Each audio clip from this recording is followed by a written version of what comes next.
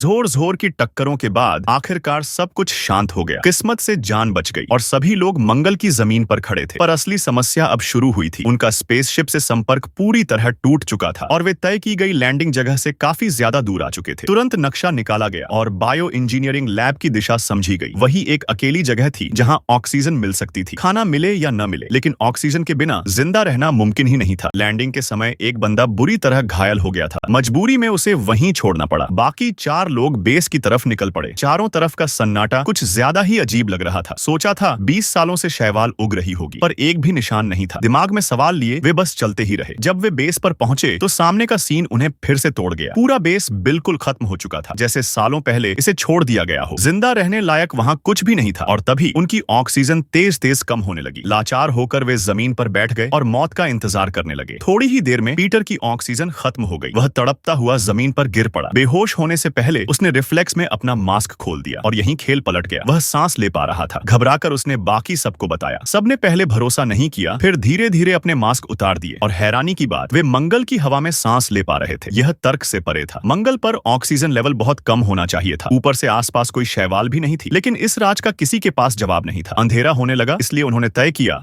यहीं रुक जाते हैं। मंगल की रात हद से ज्यादा ठंडी होती है। गर्मी के लिए उन्होंने पुराने बेस के अंदर आग जला दी। उसी वक्त पहले छोड़ा गया मैकेनिकल कुत्ता वहां पहुंच गया। उसका चिप बुरी तरह डैमेज हो चुका था। प्लान बना उसे तोड़कर अंदर का पावर डिवाइस निकाल लिया जाए। लेकिन जैसे ही उसने सुना कि उसे नष्ट किया जाने वाला है, वह तुरंत उठ खड़ा हुआ और कॉम्बैट मोड में आ गया। एक ही हमले में उसने 3 लोगों को उड़ाकर दूर फेंक दिया। बोवेन ने फटाफट एक स्टील की छड़ उठाई, लेकिन मशीन के सामने यह बिल्कुल ऐसा था जैसे मक्खन काट रहे हो। मैकेनिकल कुत्ता धीरे धीरे उसकी तरफ बढ़ने लगा और